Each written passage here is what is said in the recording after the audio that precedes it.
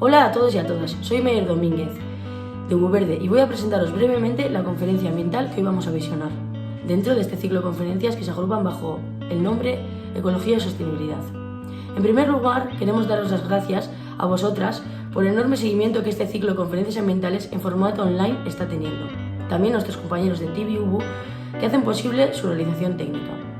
Hoy vamos a acercarnos a un tema tan actual e interesante como la repoblación rural de la España vaciada, conociendo las acciones ambientales, económicas y sociales que pueden impulsarla. Para ello, contamos con el ponente Luis Marcos, profesor e investigador de la UBU, director de su oficina verde y promotor del grupo UBU de trabajo por la repoblación rural. El tema es interesante y seguro que puede generar un entretenido debate cuando finalice la conferencia, a través del chat de YouTube del canal de la Universidad de Burgos. Esperamos que os guste.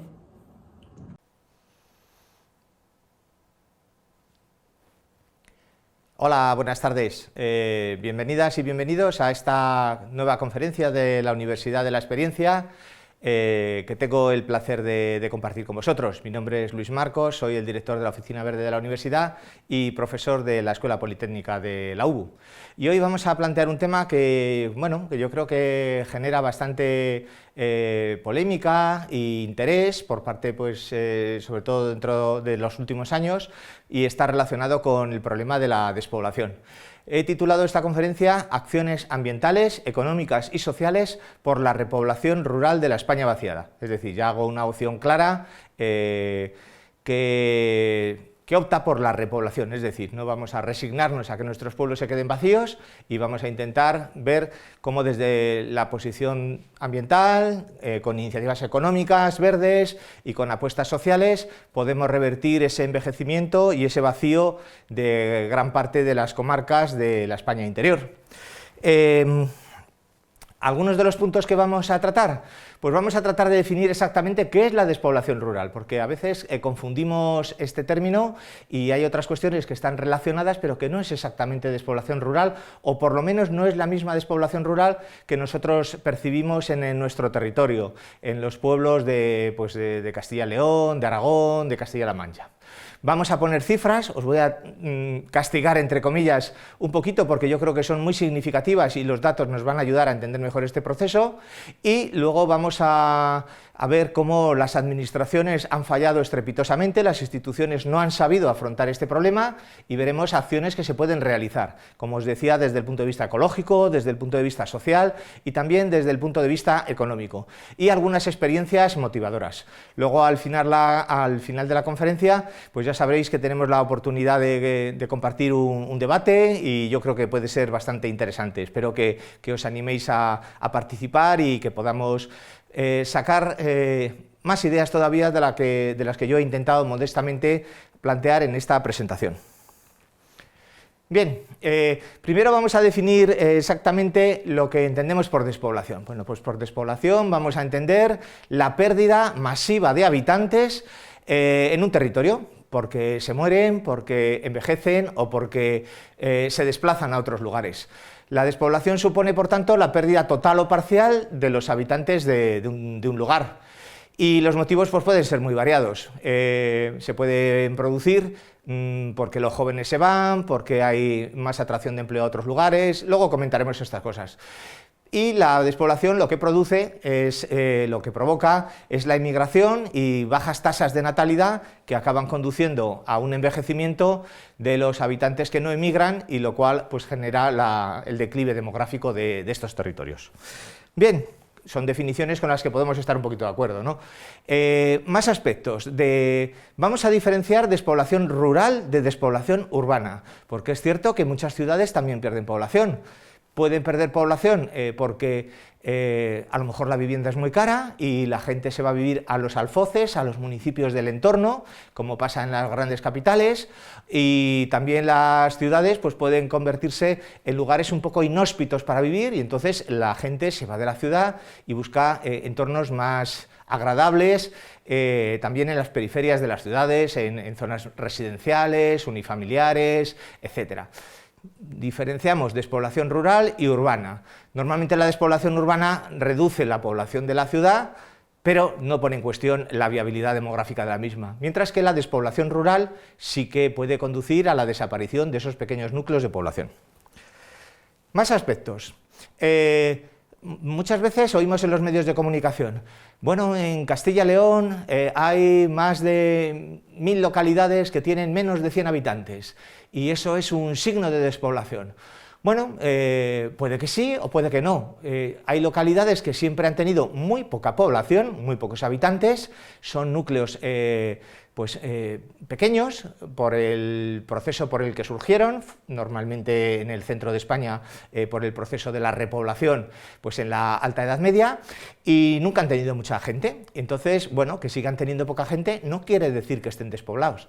Otros, al contrario, son pueblos que tienen han tenido un número muy significativo de habitantes y ahora lo han reducido. Es decir, la despoblación no es pueblos pequeños. La despoblación son pueblos que han perdido mucha población en porcentaje con los que tenían. Seguimos avanzando. Bueno, el tema este de la despoblación, que en España ya veremos que es de debate público relativamente reciente, la Unión Europea ya lo acogió cuando empezó a generar políticas específicas para las zonas con muy baja densidad de población. Fundamentalmente se estaba pensando en Laponia, el norte de Suecia y de Finlandia, y las tierras altas de Escocia, las Highland. Y relativamente hace poco tiempo se incorporaron algunas zonas de España, prácticamente pues, la provincia de Soria, de Teruel, parte de la de Guadalajara y el norte de Cuenca. Y bueno, nos surge la duda, ¿es lo mismo una zona despoblada que una zona con baja densidad de población? Hombre, a términos efectivos puede ser que sí, porque por ejemplo ahí tenéis una evolución de la población de las Highlands escocesas, de esas tierras del norte, y es un territorio con muy baja densidad de población, 7,67 habitantes por kilómetro cuadrado. Pero la provincia de Soria, bueno, tiene una densidad parecida, pero algo mayor, 9,2 habitantes por kilómetro cuadrado. Los dos tienen baja densidad de población. ¿Pero son dos territorios despoblados? Bueno, pues vemos ahí en esa evolución que en los últimos años la población de las Highlands se ha mantenido constante, incluso ha crecido, es decir, ha pasado pues aproximadamente de unos 210.000 habitantes a más de 235.000 en 10 años. Es decir, que no es un territorio que esté perdiendo población, luego por tanto puede ser un territorio con baja densidad de población, pero no es un territorio despoblado. Y respecto a la provincia de Soria, bueno, pues la provincia de Soria, a la que vamos a aludir bastante en esta charla, pues no solo tiene baja densidad de población, sino que ha perdido mucha población. En el año 1950 tenía unos 165.000 habitantes y en la actualidad tiene unos 88.000, es decir, ha perdido mucha población. Es un terreno,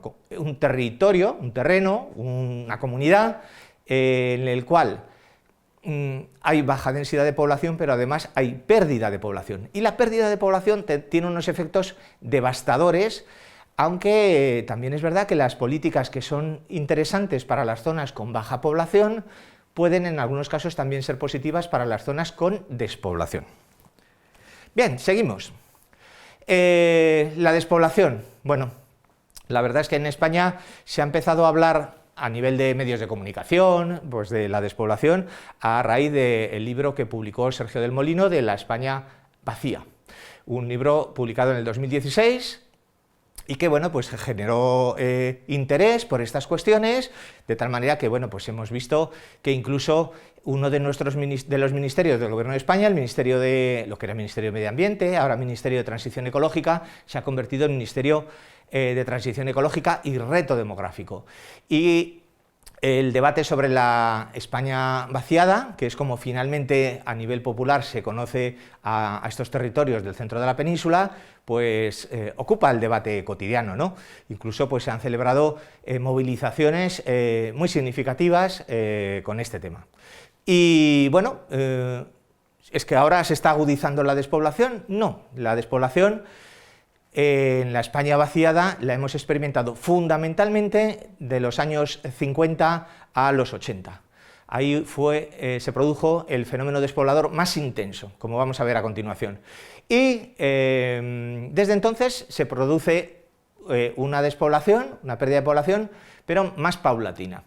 Ahí en la figura podéis observar la población de una localidad de la Sierra de Burgos, de Castrillo de la Reina. Castrillo de la Reina en los años 50 tenía una población superior a los 1000 habitantes y en el censo del año 2018, me parece que es, tiene una población de 185, es decir, prácticamente se ha quedado con menos del 20%, bueno, con prácticamente el 15% de la población que tenía. Eso es un fenómeno de despoblación. ¿Nadie había hablado de estas cosas antes de que Sergio del Molino? ¿Nadie se había preocupado de estas cuestiones? Sí, lo que pasa que eran personas que no, o entidades que no tuvieron mucho éxito a la hora de comunicar con el gran público. Tenemos a nuestro gran Delibes, está vinculado con Burgos, ¿no? Este genial escritor castellano, que en prácticamente todas sus novelas pues trata el tema rural, de la despoblación, de la pérdida de los valores culturales, de la riqueza que se acumula en el saber, en la sabiduría del territorio rural, y bueno, pues cualquiera que haya leído novelas como El Camino, Las Ratas, El disputado voto del señor Cayo, pues vuelve a esos lugares comunes en los que mezcla idílicamente, pero él lo conocía en primera mano, pues la naturaleza, el contacto con el territorio, ese saber ancestral que se transmite de generación en generación y que se ve quebrado, roto por ese drama de tener que marcharse de los pueblos, esos pueblos vacíos, ¿no? Ya Delibes pues lo dejaba muy claro. Delibes, que el año pasado pues se cumplía el centenario de su nacimiento y los 10 años de su fallecimiento. Julio Llamazares, un escritor más contemporáneo, periodista también. Ya hace más de 30 años escribió otro libro que también fue muy significativo, pero bueno, quedó en el ámbito de la literatura, no del gran público, La lluvia amarilla. Un buen momento para desempolvarlo, es un texto, no es muy amplio, se lee muy rápidamente, aunque es verdad que no es nada optimista, no es para una noche de tristeza. Bien, pues él ya nos hablaba, un escritor del norte de León, pues nos hablaba de esa España olvidada, arrastrada por la lluvia amarilla, en una localidad que él sitúa en el Pirineo aragonés, en Ainelle, con un único habitante, el último poblador, y bueno, a través de esos últimos tiempos de vida de ese poblador, nos va recreando pues una comunidad que desapareció. Bueno, pues la verdad es que en el texto que os he puesto está acogido de un escritor del País, de Juan Cruz, que cuando se cumplieron los 30 años de la novela, hacía una reseña y os he marcado algo de lo que a mí me parecía pues más interesante. Bien, tenemos también no solo escritores además de personas que eran escritores que combinaban la música, es decir, los famosos cantautores de los tiempos de la transición. Tenemos ahí un texto de una canción de Pablo Guerrero, hablando de la despoblación o de la emigración en Extremadura. Tenemos a José Antonio Labordeta con tantas canciones de los pueblos vacíos de Aragón, y quizás algunos os acordaréis pues, de Miriam de Riu, esta cantautora burgalesa que también, desde luego no de la talla a nivel de fama de los anteriores, pero que también en el ocaso de nuestros pueblos rurales centró muchos de los temas de sus melodías. Bien, vamos a ver cifras. Aquí tenemos representada en las gráficas que tenéis a la derecha, en la gráfica inferior tenemos la evolución de la población española desde el año 1900 hasta la actualidad prácticamente. Bueno, pues la población española ha pasado, veis que es una curva creciente, incluso más creciente al final. Ha pasado de 18,6 millones de habitantes a 47 millones de habitantes, es decir, de media, la población española en estos 120 años ha aumentado un 253%. Arriba, en el diagrama de arriba a la derecha, tenemos la evolución de una provincia española, la provincia de Teruel. La provincia de Teruel, en ese mismo periodo, ha pasado de 246.000 habitantes a 134.000, es decir, ha perdido casi la mitad de la población. Y en el centro tenemos a la provincia de Soria, en la que podemos ver Perdonad, me parece que os estoy confundiendo, la de arriba es la provincia de Soria y la del centro la de Teruel. Lo que pasa que, bueno, ya veis que el comportamiento de la curva es totalmente similar. La provincia de Soria en el mismo periodo de tiempo ha pasado de 155.000 habitantes a 88.000, ha perdido un 44%. No es solo el porcentaje de población que se pierde, sino lo que ocurre con el conjunto de España.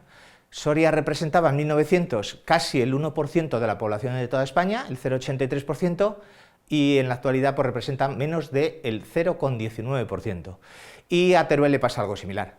De representar el 1,32% de la población, pues ahora en la actualidad representa el 0,28%. Son ejemplos de pérdidas absolutas en número de habitantes y relativas en porcentaje de población de lo que ocurre en la España vaciada frente al conjunto de España. Más datos. Bueno, hemos hablado antes de los territorios que la Unión Europea considera zonas con baja población, baja densidad de población. ¿Qué ocurre con esos territorios? Ya hemos visto que en el caso de las Highlands parece que no perdían población. No perder población tiene una significación muy grande cuando hablemos luego de las pirámides demográficas, es decir, de la estructura de la población por edades y de la estructura de la población por géneros, porque a veces tener mucha población, que en los casos de nuestra comunidad, de la España vaciada, no existe, pero parece que tienes mucha población, pero si la población está totalmente descompensada por géneros y es excesivamente mayor, hay total ausencia de jóvenes, es una población que está condenada demográficamente, salvo que lleguen remesas de nuevos pobladores, de lo que llamaremos neorurales, ¿no? Bueno, pues aquí tenemos algunos territorios, porque claro, podemos decir, bueno, pero, y en parte es cierto, no lo voy a negar, que hay una tendencia de la gente rural a volver a ir a las ciudades, porque hay más oportunidades de empleo. Bueno, en algunos casos es cierto, pero vamos a ver números. Tenemos ahí los números de la región de la Laponia finlandesa. Ya os imagináis allí con los renos, el frío que hace en Burgos, pues el frío que tiene que hacer allí gran parte del año. Bueno, pues vemos que la Laponia finlandesa en 1900 es un territorio fundamentalmente rural, allí no hay grandes ni medianas ciudades. En 1950 tenía una población de 169.000 habitantes, una densidad muy baja, 1,8 habitantes por kilómetro cuadrado. Diréis, 1,8 habitantes por kilómetro cuadrado, pero ahí es que casi no vive nadie. Bueno, pues tenemos comarcas en nuestro territorio, en nuestra provincia, con densidades inferiores. La zona de Las Loras, en Burgos, ayuntamientos grandes porque reúnen a muchísimos pueblos, como Valle de Sedano, tienen densidades inferiores todavía, muy similares, pero inferiores.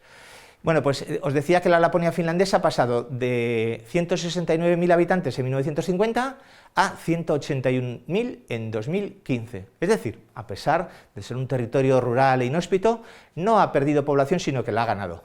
Bueno, ya hablamos de la provincia de Soria antes, pero lo volvemos a citar, nuestros vecinos sorianos. 8 habitantes por kilómetro cuadrado, es un verdadero desierto demográfico. Bueno, pues en 1950 tenía 166.000 habitantes, los mismos que la Laponia finlandesa, y en el 2015 tenía 88.000, la mitad. Es decir, que mientras Laponia ha crecido en población, a pesar de sus condiciones tan hostiles para vivir, la provincia de Soria se ha reducido a la mitad. Pero vamos a fijarnos en el territorio rural. La provincia de Soria, rural, que es toda la provincia menos la capital. Bueno, pues en 1950 tenía 151.000 habitantes y en 2015 50.000, menos de la tercera parte. Es decir, toda la provincia de Soria pierde población, pero la poca población que queda se concentra en la capital. Lo que realmente se vacía es las zonas rurales. Bueno, pues eso pasará en todos los sitios, ¿no? Vamos a ver qué ocurre en otra provincia española, la provincia de Guipúzcoa. Guipúzcoa, bueno, es una provincia pequeña y todos sabemos que tiene una alta densidad de población. De hecho, tiene una población de 355 habitantes por kilómetro cuadrado. O sea, están pues densamente poblada. En 1950 tenía 374.000. Bueno, todos entendemos que es un territorio que ha recibido muchos inmigrantes del resto de España y, bueno, pues tiene prácticamente el doble, 718.000 en 2015. Pero vamos a ver qué ocurre con la Guipúzcoa rural, porque es verdad que San Sebastián ha crecido mucho de población, pero también muchos núcleos de la provincia, los que tienen un cierto carácter urbano por la industrialización, pero hasta los núcleos rurales. Si vemos la Guipúzcoa rural, quitando a San Sebastián, vemos que en el 1950 eran 240.000 y en 2015 471.000. Pero si nos fijamos solo en los ayuntamientos de menos de 20.000 habitantes, también ha aumentado la población. En 2015 son 361.000. Es decir, que hay territorios rurales muy cerca de nosotros que no solo no se han despoblado, sino que han incrementado su población.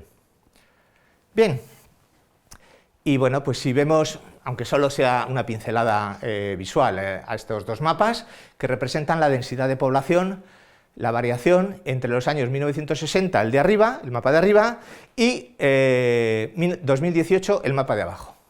Y observamos que las zonas que están más coloreadas indican más densidad de población, y vemos que el mapa de España en 1960, pues bueno, era entre rojo, naranja intenso, amarillo, es decir, tenía población por prácticamente todo el territorio. Sin embargo, vemos el de abajo, que tiene muchas zonas blancas, que indican la menor densidad de población, es decir, se ha despoblado. ¿Qué se ha despoblado?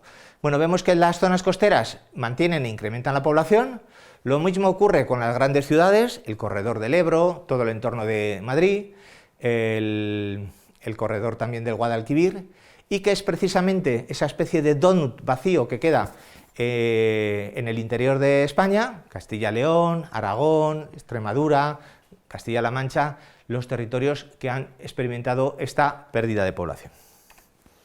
Bien, pérdida de población, que se vaya la gente, que se va normalmente gente joven, que se van más las mujeres que los hombres, conduce a un envejecimiento de la población. Tenemos en España algunas de las regiones más envejecidas de toda la Unión Europea, de los 27 países que somos ahora de la Unión Europea, en concreto Castilla-León, Asturias y Galicia, que tienen más del 25% de la población, incluyendo las ciudades, no solo fijándonos en los pueblecitos, más del 25% de la población mayores de 65 años, cuando la media en España pues está en torno a los 18 habitantes mayores de 65 años por cada 100, ¿de acuerdo? Es decir, tenemos toda Europa, sabemos que es un territorio envejecido, España es un territorio envejecido, pero es que dentro de España, pues especialmente Castilla-León, Asturias y Galicia, es decir, la zona noroeste de la península, es donde tenemos ese envejecimiento mayor, que pues obviamente pues no favorece determinadas oportunidades de repoblación. Bien, bueno, no me voy a entretener aquí más, pero las proyecciones además no son nada buenas. Ya estamos viendo que los datos hasta ahora no nos favorecen, pero las proyecciones que con frialdad estadística pues, emite periódicamente el Instituto Nacional de Estadística, pues nos dice que Castilla y León tiene hoy la misma población que tenía en 1900. Mientras que, por ejemplo, otras comunidades como Cataluña o el País Vasco o Madrid, pues las han multiplicado su población por 4. Y las previsiones nos dicen, la realidad ahora nos dice que Castilla y León pierde aproximadamente 25.000 habitantes al año y que en los próximos 15 años perderá 260.000. Algo parecido le ocurre a la otra Castilla, que va a perder, según el INE, 140.000 habitantes en los próximos 15 años, con lo que entre Castilla y León y Castilla-La Mancha perderán el 75% de toda la población que va a perder España. Es decir, toda esa zona que os comentaba, que está entre la costa y Madrid. Y bueno, pues fundamentalmente son los territorios rurales los que lo han perdido, ¿no? Si juntamos estas dos comunidades autónomas, la Castilla rural ha pasado en 60 años de tener 4 millones de personas viviendo en los pueblos a menos de 1 millón. Y, por ejemplo, algo que yo como docente cuando veo estas cifras digo, no puede ser cierto, que han cerrado 5.000 escuelas rurales en estas dos comunidades. Claro, uno piensa en Burgos y claro, es que todos los pueblos, hasta los que no tienen ayuntamiento, lo que hoy son entidades locales menores o barrios, todos tenían una escuela. Bueno, en muchos dos, una escuela para niños y otra para niñas, y prácticamente pues en la actualidad es extrañísimo poder encontrar un pueblo con menos de 400 habitantes que mantenga su escuela abierta. ¡Joder, 400 habitantes son muchos! Pero bueno, veremos por qué ocurre, por qué no hay niños. Pues porque nuestras pirámides demográficas están totalmente invertidas. Bien, vamos a hablar, porque claro, siempre hablamos de Soria, de Teruel, bueno, pues decimos, bueno, claro, pobre gente, ¿no? Vamos a venir a algo más cercano, ¿no? Burgos. Burgos tenía en 1950 400.000 habitantes. Ahora estamos, bueno, el dato que tenéis ahí es de 2015, 358.000, hemos bajado un poquito, porque en este periodo, pues entre una crisis y la del coronavirus, pues no ha facilitado nada el que venga población exterior, que es la que mantenía un poco los números. Burgos rural es el que más ha perdido, más que la capital, aunque también la capital no está en una situación demasiado boyante, ninguna de las capitales de Castilla y León. En 1950 vivían 300.000 burgaleses en el medio rural, es decir, vivían en localidades de menos de 20.000 habitantes, y en 2015 son unos 114.000. Probablemente son bastante menos, porque hay un fenómeno que es el de que hay mucha gente empadronada en localidades rurales que realmente no vive en los pueblos. Se calcula que en Burgos puede haber realmente viviendo en los pueblos, en localidades de menos de 20.000 habitantes, es decir, en todas menos Aranda, Miranda y Burgos, capital, 68.000 habitantes. Y más del 40% de esos habitantes del medio rural, si decíamos que ya el 25% de la población de Castilla y León era mayor de 65 años, si nos centramos en el rural de Burgos, es más del 40% de la población son mayores de 65 años. Otra provincia similar a la nuestra, pero que no ha tenido ese fenómeno de industrialización que tuvo Burgos en los años 60, que tuvo Miranda y que tuvo Aranda. Provincia de Palencia, de 1950 al 2015, pierde el 31% de sus habitantes. Y la Palencia rural, prácticamente lo mismo que le ocurría a la de Burgos, pierde el 60%.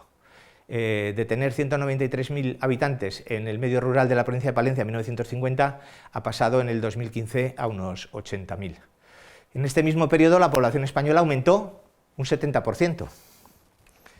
Bueno, dejamos ya las cifras y vamos a intentar dar alguna interpretación. ¿La despoblación es reversible o irreversible? Bueno, la despoblación en determinados casos es irreversible desde el punto de vista de las poblaciones locales, solo con los recursos demográficos locales actualmente existentes, y en otros casos tiene un cierto carácter reversible. Eso va a depender de la llegada de nuevos pobladores y de cómo son sus pirámides demográficas, que vamos a ver a continuación. Aquí os pongo no pongo el nombre, pero podrían ser muchas de las localidades de Burgos. Una localidad que en 1950 tenía 700 habitantes, que hoy, o en 2015 tenía 120, hoy tendrá 100 empadronados, que realmente viviendo en el pueblo pues están unos 60, y que de esos 60 que viven en el pueblo, pues 20 son de más de 80 años, 30 entre 60 y 80, 8 de menos entre 40 y 20, y solo 2 son de menos de 40 años. Perdón, entre 40 y 60 eran 8, y de menos de 40, 2. Esto es un caso frecuentísimo en la provincia de Burgos y en otros territorios, pero sin embargo luego este pueblo, que tenía 700 habitantes en 1950, pues en el periodo estival puede llegar en determinados momentos a acoger 600 habitantes, ¿no? La mayor parte de ellos, pues hijos, descendientes del pueblo, que ocasionalmente van allí. ¿Qué ocurrirá con esta comunidad dentro de 20 años? Pues si no llega nadie de fuera, pues quedarán 25 habitantes de más de 80 años y 5 habitantes entre 60 y 80 años. Es decir, ¿esto es reversible? Pues ya vemos que demográficamente no es reversible. Bien, estas son las famosas pirámides demográficas de las que os hablaba antes. Abajo a la derecha, bueno, ya sabéis, la pirámide demográfica nos pone en ordenadas, de abajo arriba nos va marcando tramos de edad, desde 0 años hasta 100 años. y en la parte derecha nos marca la población femenina y en el lado izquierdo la población masculina. Y bueno, pues abajo a la derecha, la de color amarillo clarito, es la pirámide demográfica de España. Ya vemos que es una pirámide, no es una pirámide, parece un árbol de Navidad, ¿no? Un pino o un abeto. ¿Por qué? Pues porque es una pirámide demográfica de una sociedad envejecida, como es la española, como es la sociedad europea en general. Pero bueno, vemos que el tramo de... me tengo que acercar un poco, el tramo de la corte donde hay mayor porcentaje de población es en torno a los 40-45 años, una población envejecida, pero tiene un pie sólido, es decir, hay jóvenes, hay niños, un porcentaje significativo. Las otras tres pirámides demográficas vemos que no son iguales. Son pirámides demográficas de los 5.000 ayuntamientos que están amenazados por la despoblación en España. En España hay unos 8.000 ayuntamientos, pues 5.000 están amenazados por la despoblación y sus pirámides demográficas responden a estos tres tipos. Arriba a la derecha se llaman las zonas que están amenazadas por la despoblación. Bueno, los tres que coinciden, ¿en qué coinciden esas tres pirámides? Esas tres pirámides coinciden en que están más envejecidas que la media nacional, vemos que los tramos donde hay mayor población están más arriba. En segundo lugar, que hay muy poca población joven, que es la base de la pirámide, y en tercer lugar, que hay más habitantes varones que mujeres. La de arriba a la izquierda, la que tiene un color azul grisáceo, vemos que todavía tiene un pie sólido. Son las zonas que están en riesgo de despoblación, pero resilientes. Suelen ser cabeceras de comarca, lugares que tienen un instituto, que tienen una cierta actividad de transformación agraria o industrial, y una población pues relativamente grande para lo que entendemos de un pueblo, estamos hablando de 2.000 habitantes. A su derecha, en color naranja, tenemos una pirámide de los espacios o de los territorios que están sufriendo emigración. Ya vemos que la población joven es menor, que hay mucho más desequilibrio entre varones y mujeres, y finalmente, abajo a la izquierda tenemos una pirámide demográfica que no nos recuerda a una pirámide en absoluto, salvo que sea una pirámide invertida, de los más de 2.000 municipios que se considera que están abocados a la despoblación. Se caracterizan porque veis que prácticamente no hay nadie joven en la pirámide, hasta a partir de los 40 años, que está mucho más descompensada todavía la población, la presencia de varones frente a la población de mujeres, y bueno, que los tramos donde hay más número de población, estamos hablando de personas de 80 años para arriba. Esto es lo que ocurre en más de 2.000 municipios de esta España nuestra, vaciada, en la que en el conjunto de España sabemos que hay pues 8.000 municipios. Bien,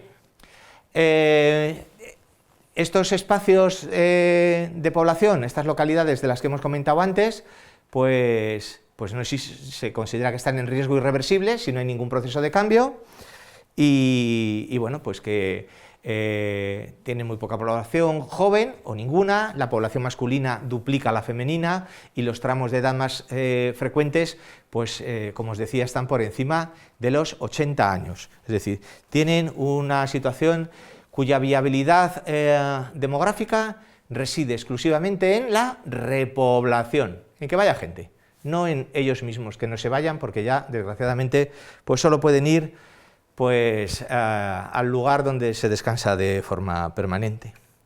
Bien, ante esto, pues bueno, sí que es cierto que si uno desempolva documentos, pues oye hablar de la agenda contra la despoblación, de planes contra la despoblación, de ayudas contra la despoblación, desde hace por lo menos 20 o 25 años, tanto a nivel estatal como autonómico, y bueno, todos ellos han fracasado estrepitosamente.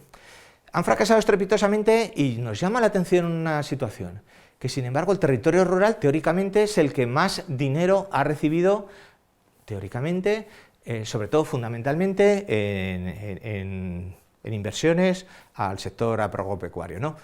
En España desde que pertenecemos a la Unión Europea, se han recibido más de 300.000 millones de euros entre 1986 y 2013 para desarrollo agrario, para desarrollo rural, para desarrollo regional, para desarrollo social, del que parece que demográficamente pues, no se han beneficiado en absoluto ninguna de estas grandes regiones vaciadas, ¿no?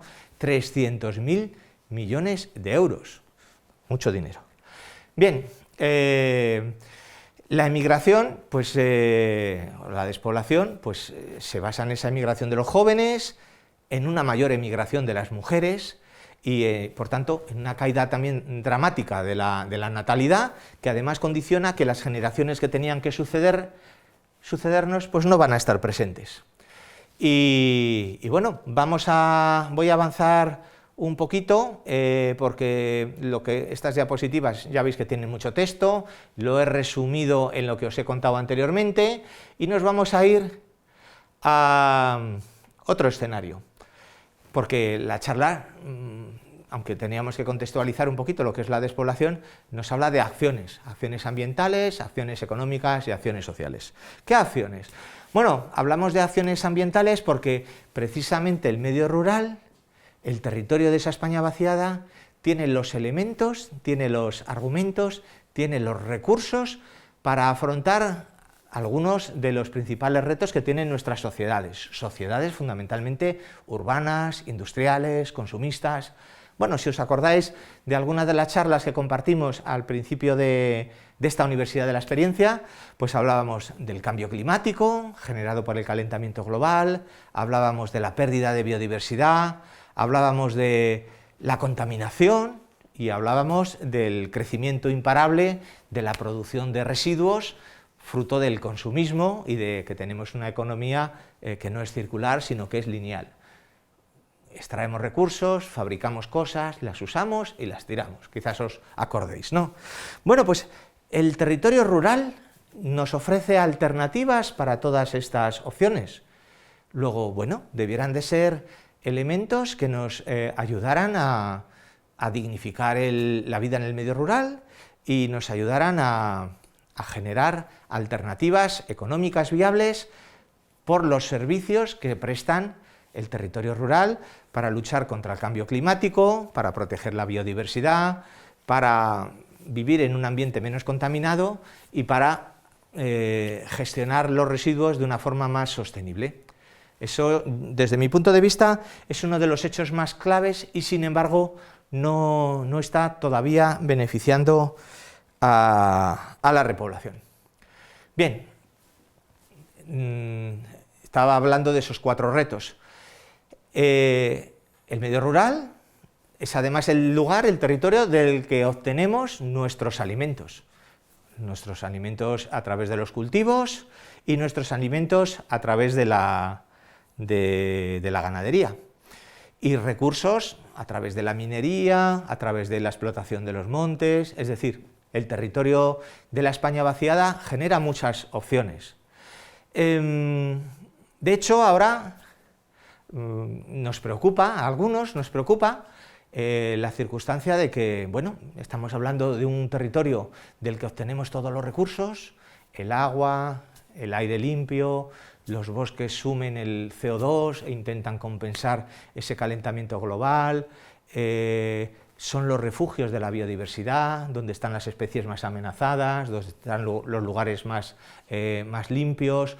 Los residuos allí son residuos de materia orgánica que acaban siendo asimilados por el terreno y, bueno, pues parece un lugar además hay mucho espacio libre. Ahora con la pandemia hemos visto cómo hay personas que viven en las ciudades. Nosotros, en nuestro imaginario, la gran ciudad para nosotros es Madrid, una comunidad de 7 millones de habitantes, una ciudad con su periferia pues, de muchos millones de habitantes, más del doble de toda la población de toda Castilla y León. Y bueno, hemos visto como gente que confinados en pisos pequeños, cuyos hijos respiran un aire que es irrespirable, que se pasaban muchas horas en los atascos dentro del coche, que tenían una vida que quizás no no les reencontraba con la naturaleza, con los espacios abiertos, pues han cogido la opción de decir, bueno, pues para estar teletrabajando en mi casa, pues puedo teletrabajar en un espacio más atractivo, más interesante, más sano, y lo han hecho.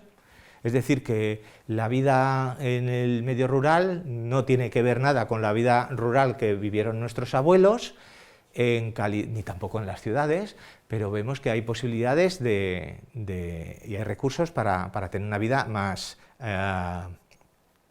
agradable. Pero precisamente el territorio, este territorio que se ha vaciado, donde quedan unos pocos abuelos, pues es ahora, por todos esos recursos que os he comentado, codiciado también, porque vemos que no es que se pongan unos cuantos metros cuadrados de paneles solares para alimentar la comunidad de la gente que vive en el pueblo, sus empresas, no, se cubren hectáreas y hectáreas por parte de empresas que no dejan ninguna riqueza allí. O, bueno, pues las mejores cumbres de nuestros montes, donde más sopla el viento, se llenan de aerogeneradores.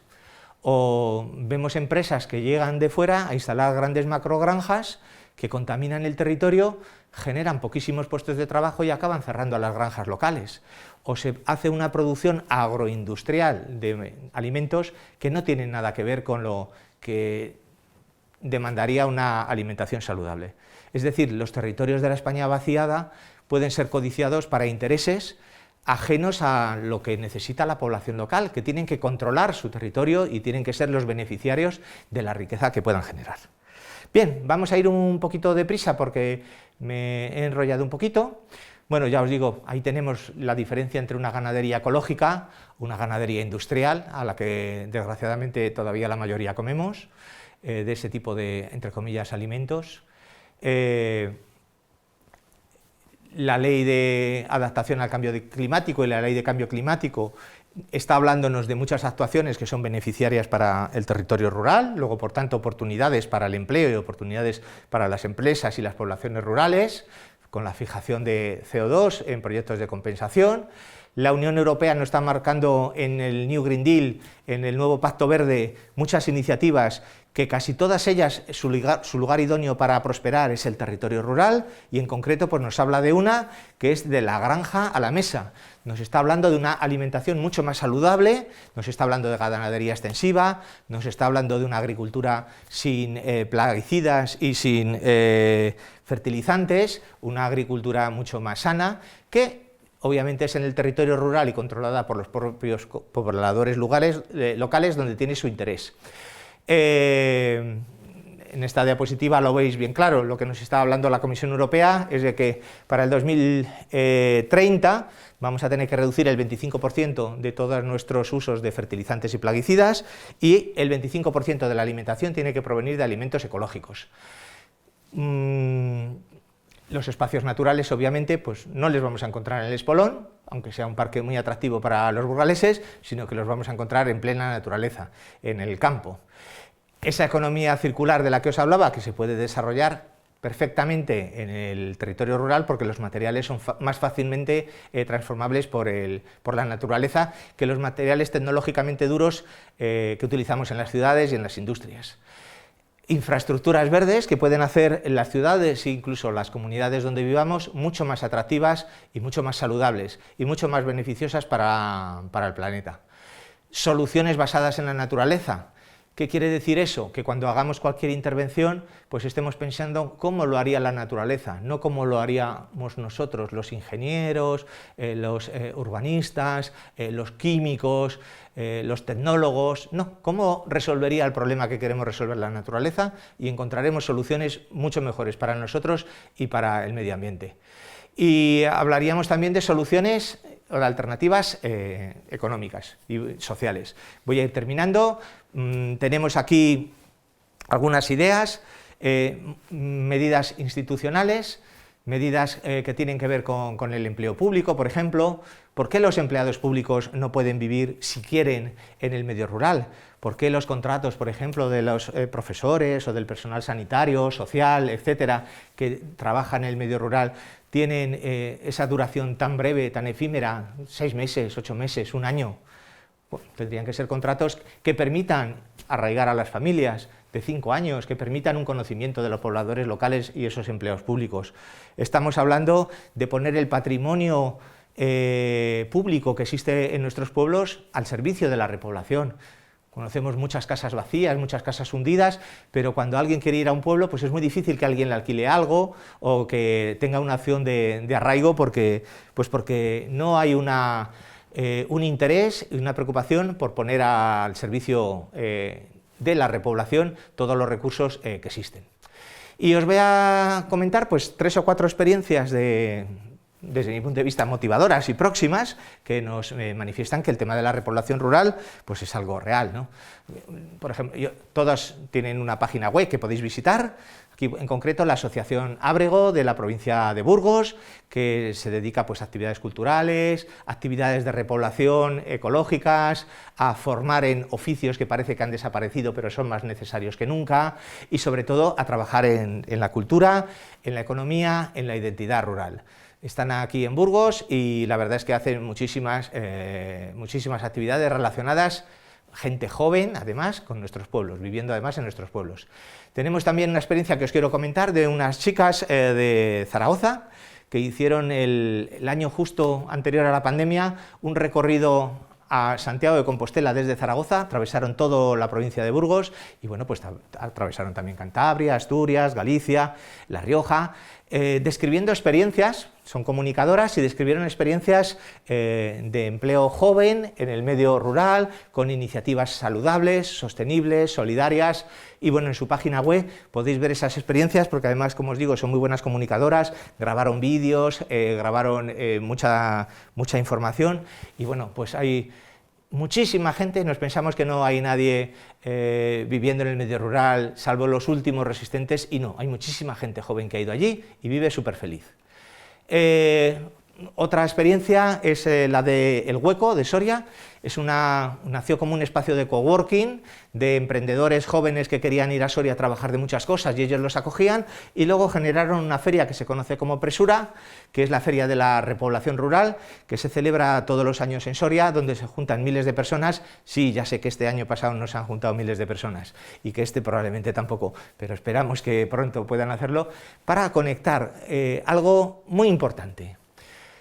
La gente joven que quiere ir a un pueblo y el pueblo que quiere que venga gente joven, pues parece mentira, pero parece como el INEN o el ECIL. No hay comunicación entre quien necesita un empleo y quien lo oferta. No funciona muy bien en España esas cosas. Y con el tema de la repoblación pues ocurre igual. Bueno, pues esta feria lo que intenta es mejorar esa comunicación y facilitar que quien va a vivir a un pueblo pues sea una experiencia de éxito, tanto para el pueblo como para quien va. Tenemos también en Burgos a la Fundación Oxígeno, que hace muchas cosas por el medio ambiente, 20 años cumplen ya, y que hacen muchísimas actividades de cultura rural, de la transhumancia, de repoblaciones, bueno, interesantísimo, y lo podéis ver todo también en su página web, página de la Fundación Oxígeno. Os hablaba de esas iniciativas que ponen en contacto a quien quiere ir a los pueblos y a los pueblos que quieren que vaya gente. Ahí os pongo 3 programas. No son ONGs, pero bueno, Arraigo, tiene su página web, lo podéis ver, el programa Me Vuelvo al Pueblo o La Pueblo. Es decir, ya hay experiencias que detectan esa necesidad y están tratando de potenciarla. Iniciativas de repoblación rural basadas en aspectos diferentes. En Aragón hay una comunidad, Pueblos en Arte, que ponen los pueblos como escenarios de actividades artísticas y culturales. Tenemos la Fundación Abraza la Tierra, que agrupa a distintos grupos de acción local. Tenemos también la universidad, en este caso la Universidad de Zaragoza, que ha creado una cátedra sobre la despoblación y la creatividad, o una iniciativa en el norte de Extremadura de volver a recuperar los paisajes de antes, con la ganadería de antes, con los bosques de antes, que lo llaman Mosaico Extremadura, una cosa absolutamente chulísima. Y para verlo en la web y cuando podamos, para verlo in situ. Y termino con, bueno, nuestra universidad, que modestamente, pues también hace pocos meses ha creado el grupo de la Universidad de Burgos por la repoblación rural, que bueno, lo que intenta es que las personas que estamos en la comunidad universitaria y gente que no, pues en distintos equipos de trabajo intentemos hacer acciones positivas desde el punto de vista ambiental, económico y social por la repoblación. Y nada, muchas gracias por vuestra atención. Si tenéis interés en este tema, en el correo electrónico que está puesto ahí, de ubuverde@ubu.es, pues podéis dirigiros y os contestaremos por escrito, y luego pues en el diálogo que tengamos pues podemos hablar de las preguntas, de los comentarios, de las críticas o de las propuestas que hagáis. Muchas gracias.